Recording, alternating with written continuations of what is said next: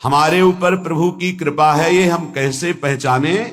तो ये 8 लक्षण प्रकट होने लगते हैं जिस पर हरिजू की प्रियाजू की कृपा है। पहला, घोर अपराध करने वाले के प्रति भी दया की भावना, शांति पहला लक्षण है। भाव में भी पहले शांत भाव है। हमारे ऊपर श्री हरिजू की कृपा है, इसकी पहचान ये 8 लक्षण। पहला, शांति, अर्थात घोर अपराधी के प्रति भी गुस्सा ना आना, क्षमा करना, यह हरि की कृपा का लक्षण है। देख लो भाई, घोर अपराधी शब्द तो जाने दो, जरा सा प्रतिकूल हो जाए तो लाख समझाओ पर भ्रकुटी तनी रहती है। भला ऐसा है? अपराधी पर भी क्षमा का भाव होना, ये हरि कृपा पात्र में ही होगा, अन्य में नहीं। तो अगर अपने हृदय में ऐसा लगे कि ऐसा नहीं है तो हरिजू से प्रार्थना करनी चाहिए कि कृपा करो, मेरे में सामर्थ्य आवे। दूसरा, अनुसूया, वो किसी भी के प्रति कभी भी कोई दोष दर्शन ही नहीं करेगा। दोष कथन, दोष श्रवण की तो बात जाने दो। अनुसूया, दूसरों के गुणों में दोष ढूंढना, ये नहीं होता। हरि कृपा पात्र में ये नहीं होता। ये सब भजन के नाश करने वाले।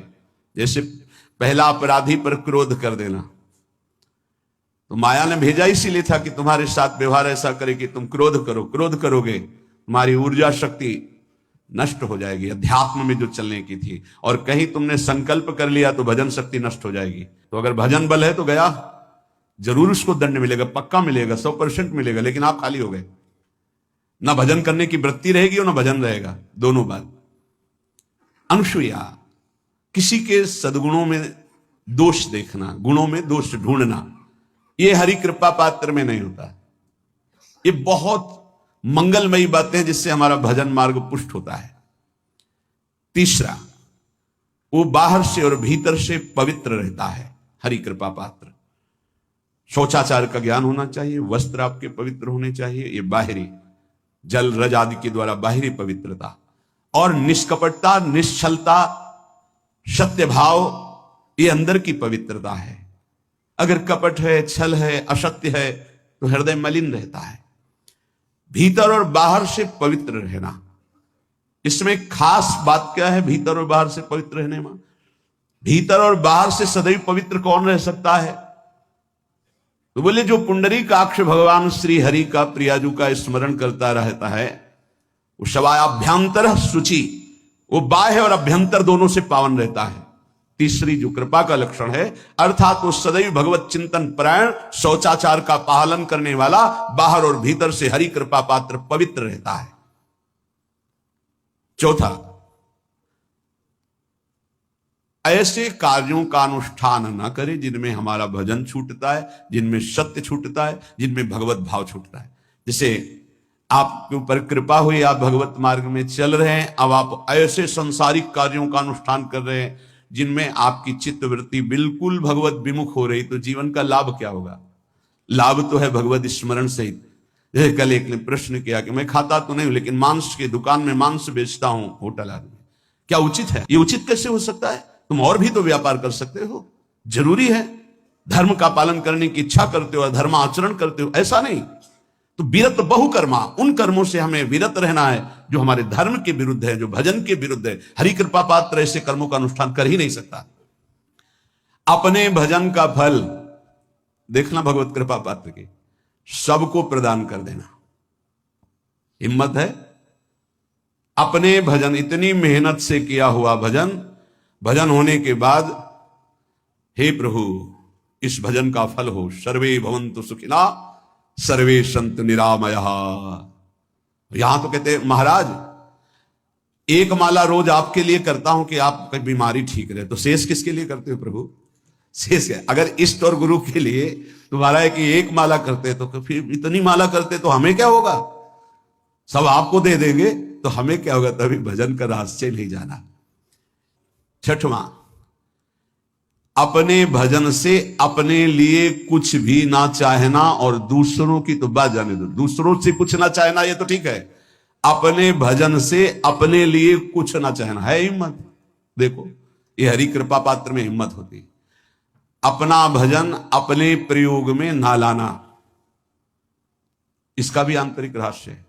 अपने प्रयोग में आप शरीर को लेकर के बोलेंगे, अगर स्वरूप को लेकर तो प्रयोग की कोई वहां जरूरत ही नहीं, स्वरूप पूर्ण काम है, वहां कोई अभाव नहीं। जब आप कोई भाव अपने लिए करेंगे तो देह भाव होगा, देह भाव से किसी विषय की मांग होगी। विषय पूर्ति भजन का फल नहीं होता, भजन का फल होता विषय निवृत्ति। बहुत जोर की बात है, कैसे समझ में आए? अपने भजन का भी फल अपने लिए नहीं, दूसरों से कुछ चाह रखना तो बात ही जाने दो, भजन से भी कोई अन्य सुख की चाह नहीं हुई। क्या चाहिए? भजन ही बनता रहे, भजन का फल भजन बनता रहे, खूब निरंतर जप करते रहे। 7वां, किसी भी मान सम्मान कीर्ति पद प्रतिष्ठा के मिलने पर हृदय का असंतुष्ट हो जाना, यह हरि कृपा पात्र का लक्षण होता है। प्रणाम नमस्कार जय हो तो हृदय में असंतुष्ट हो जाना चाहिए, कोई किंचन मात्र अभिमान न उदय हो जाए। प्रभु बचाओ, ये माया की चकाचौंध से बचा लो नाथ, कौन सा अपराध बन गया कि आपकी जय की जगह यहां हमको ऐसा सुनना पड़े। मान प्रतिष्ठा कीर्ति जिसके लिए बड़े बड़े लालायित रहते, हरि कृपा पात्र को विष की तरह चुभती है। और 8वां, किसी भी प्राणी समुदाय से संबंध ना रखते हुए सब पर दया की भावना, सब पर कृपा की भावना, सब पर करुणा मैत्री पर किसी से ममता नहीं। ये सूत्र बहुत व्यवहार में प्रयोग करने योग्य है। सबसे करुणा और मैत्री पर किसी से ममता नहीं। करुणा तो करी भरत जी ने, मैत्री भी की मृग से, पर ममता रहित नहीं रहे। ममता कर ली तो अगला जन्म हिरण का हो गया, ममता नहीं रखनी। निर्ममो निरहंकारा, करुणा मैत्री तो करनी है, जैसे इसमें आदेश है, गीता में भी आदेश है, अद्वेष्टा सर्वभूतानां मैत्रः करुणैव च, पर निर्ममो निरहंकारा, ये साधक की चतुरता है। प्राणी मात्र पर दया कृपा करुणा मैत्री, पर ममता नहीं, ममता किसी से। और यहां करुणा मैत्री ये तो गायब हो गई, केवल ममता रह गई है। अपने शरीर से ममता, शरीर संबंधियों से ममता, विषय भोगों से ममता, यही जहर है। संबंध में ये ममता ही जहर है, विचारों में अहंकार जहर है, कर्मों में ये आसक्ति जहर है। इसी जहर को मिटा दे तो जीवन मुक्त महापुरुष कर्म करते हुए, विषय सेवन करते हुए, वार्ता करते हुए, विचार करते हुए, बिल्कुल जहर रही तो उसका जीवन हो गया। तो ये 8 बातें हरि कृपा पात्र में होती हैं, इनको बार बार सुनना, हृदय में धारण करना।